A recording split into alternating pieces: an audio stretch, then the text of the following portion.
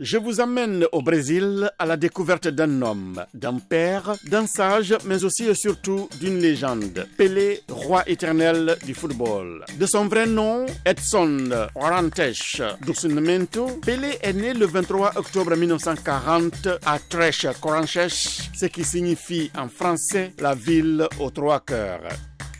Pelé a commencé sa carrière en 1954 au sein des juniors du Boru AC. 2 ans plus tard, il transfère au Santos FC où il reste jusqu'en 1974. La sélection le recrute de 1957 à 1971. Disons qu'avec cette équipe, Pelé a brillé de mille feux et y a laissé une très bonne impression. Pelé a fait trembler la planète Terre grâce à son maniement du ballon entrecoupé des dribbles dont lui seul avait le secret. Au point que ce nom de 4 lettres de l'alphabet français continue de nos jours de résonner dans les oreilles de toute l'humanité. Un nom sacré qui a porté bonheur aux jeunes joueurs. Titularisé à 17 ans dans la sélection, Pelé joue sa première Coupe du Monde aux côtés de Garrincha, meilleur joueur de la sélection brésilienne de l'époque.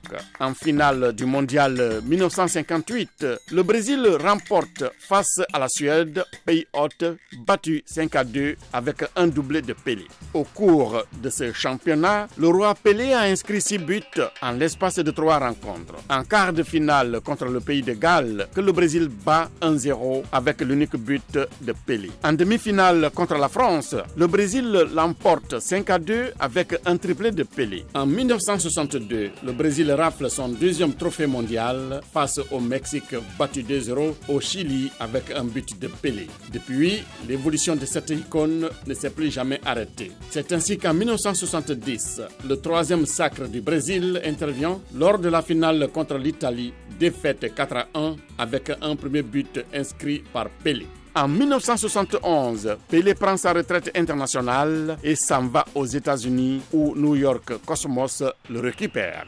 En 1977, l'attaquant brésilien raccroche définitivement les crampons. Âgé de 78 ans, Pelé est devenu le roi éternel du football mondial, respecté et vénéré partout. Vive le roi Pelé pour que vive le football, symbole de l'amitié entre les peuples. À bientôt.